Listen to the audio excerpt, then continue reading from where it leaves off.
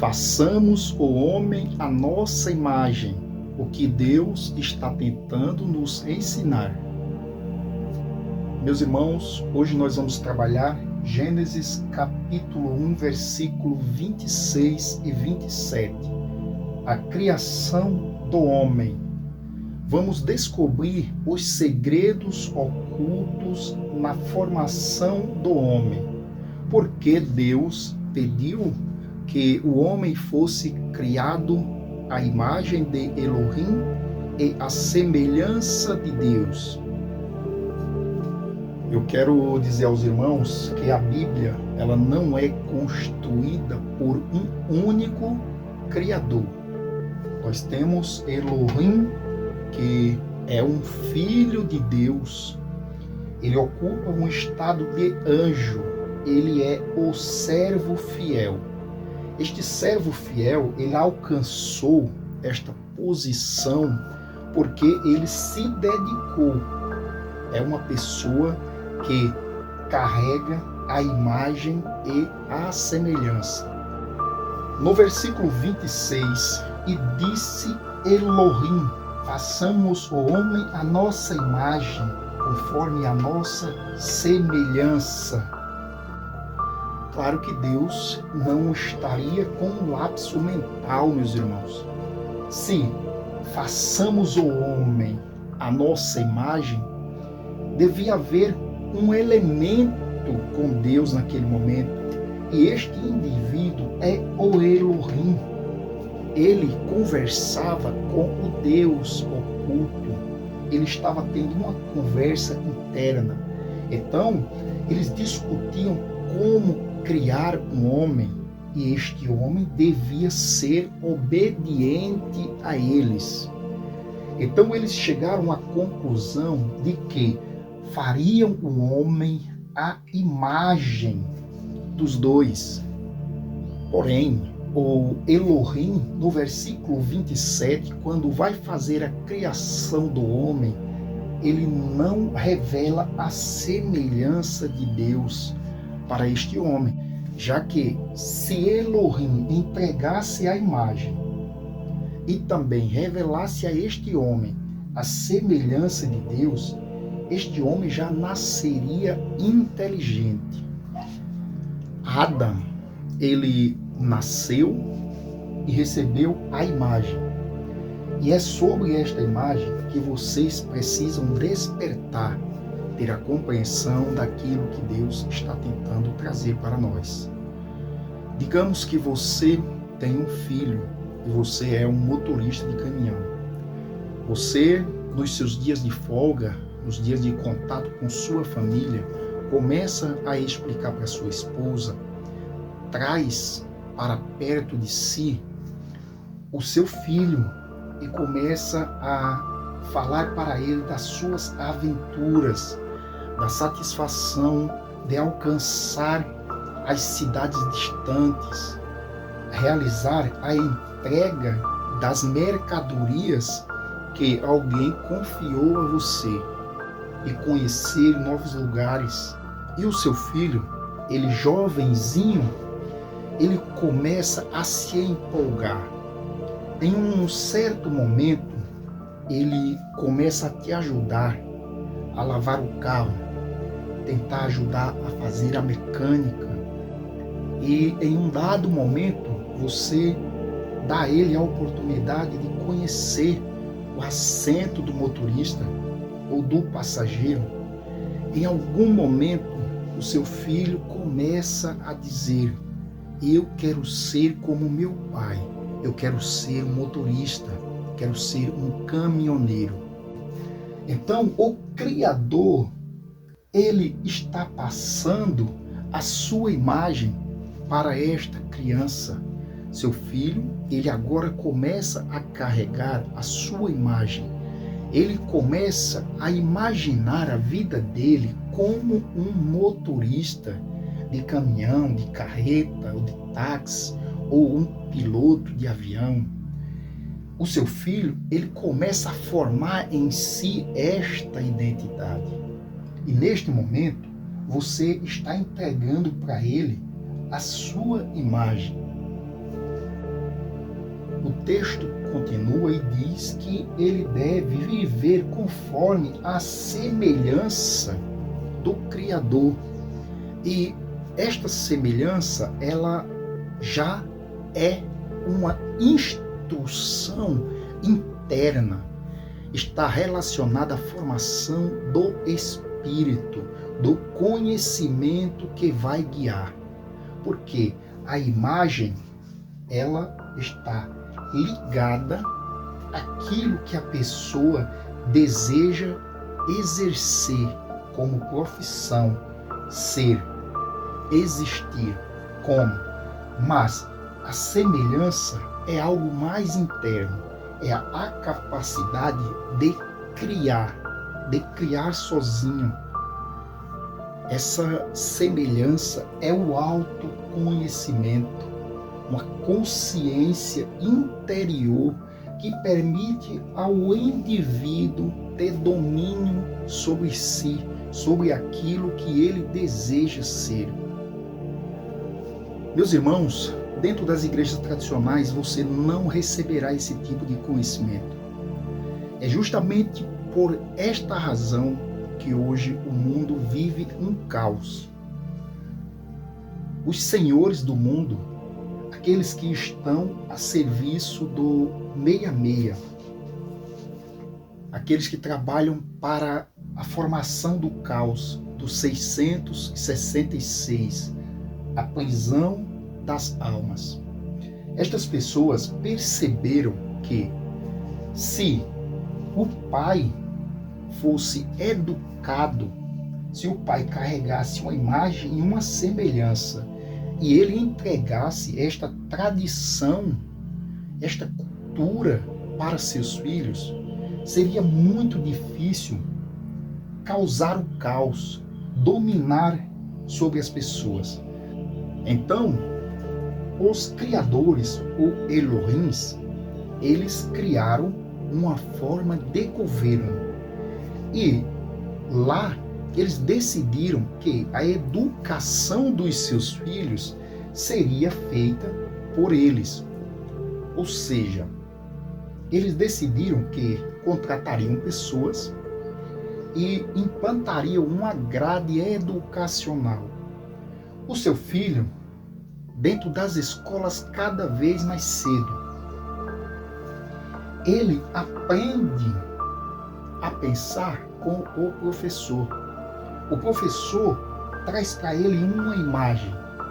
O filho, se espelhando no professor, ele perde o contato emocional, a sua ligação cultural com os pais. É por esta razão que muitos pais investem muito dinheiro nos seus filhos. No entanto, eles cometem o erro de tirar as crianças de perto deles logo cedo. Com 3, 4 anos, já largam a criança nas mãos de instrutores. Quando chega seus 18, 20 anos, eles não reconhecem o filho que criaram. Por quê? O filho, ele não carrega imagem e nem semelhança. O modo de pensar é diferente daquilo que o pai é em casa. O filho perdeu o contato, ele perdeu a cultura, ele não conhece a ética que o pai defende. Meus irmãos, a semelhança é um assunto que ele exige um conhecimento bastante profundo. Eu espero que satisfaça a sua curiosidade a introdução que eu fiz, de que esta semelhança, ela é uma expansão do espírito em desenvolvimento. Você pode transferir a sua semelhança para uma pessoa. Você ensina ela como pensar. Você traz a ela os conhecimentos e ela será a semelhança de você, assim como também pode ser a imagem, desde que ela se espelhe em você para ser alguma coisa na vida. Vamos agora ao domínio. Este homem deveria dominar sobre os peixes do mar. Mas ele está pedindo para você mergulhar nas águas para controlar peixes? É claro que não. Jesus nos diz que deveríamos lançar a rede do lado direito do barco. Lá vocês encontrarão. E ele continua orientando os seus apóstolos e diz para eles: agora sois pescadores de homem. Então, quando há uma orientação em Gênesis dizendo que deveríamos dominar os peixes do mar, ele está falando sobre os nossos pensamentos. Devemos dominar sobre os pensamentos, sobre as emoções, sobre as ideias. Porque o homem que mergulha em ideias, muitos pensamentos, cai no reino das emoções, esta pessoa pode se perder. Ele pensa demais e não constrói nada. É um homem sem ação. Este homem deveria dominar sobre os animais domésticos. Esta orientação, meus irmãos, não é para que você saia por aí tentando pegar uma fera selvagem, dominar um leão, um rinoceronte, um boi. Não. O domínio sobre os animais domésticos é o domínio sobre si. Sabe aquele momento que você tem aquela raiva?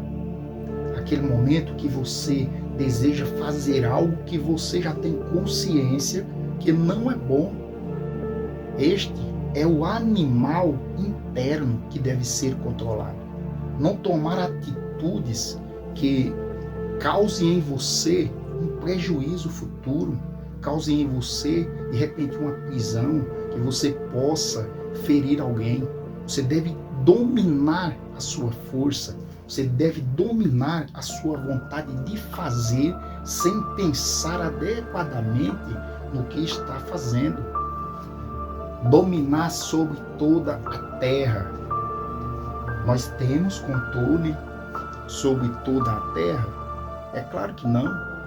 Nós não dominamos sobre toda a terra porque existem ambientes que eles são inóspitos. É impossível o ser humano chegar lá e se estabelecer. Ele está falando sobre o domínio da terra em miniatura. Está falando sobre o próprio homem. O homem veio do pó da terra e ao pó da terra tornará.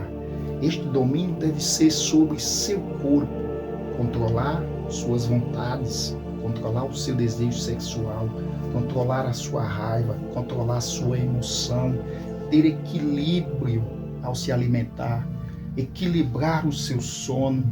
São muitas questões que você deve controlar sobre si, dominar o seu próprio corpo. Essa é a instrução.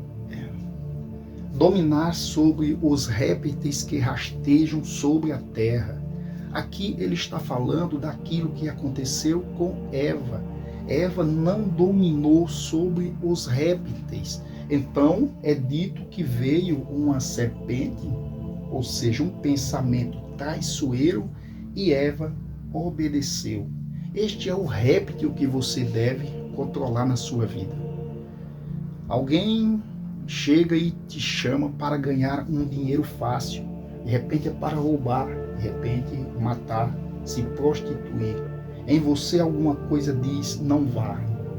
Então você deve ter domínio em si. Os répteis são todos os pensamentos traiçoeiros. Não só aqueles que alguém diz, olha, vamos fazer isso. Não é bom, mas vamos fazer.